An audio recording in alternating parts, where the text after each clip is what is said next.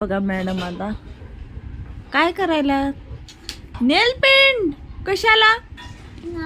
नाही नाही नाही नाही चोर चोर चोर अजिबात नेल पेंटला हात लावायचं नाही जेव्हा तू मोठी होशील ना 10वी 11वीला जाशील ना मग तेव्हा आता नाही लावायची नाही काय करायचं पप्पाला शांत बसायचं तोपर्यंत खोड्या करून घ्यायचं मम्मीला ताप करायचा है ना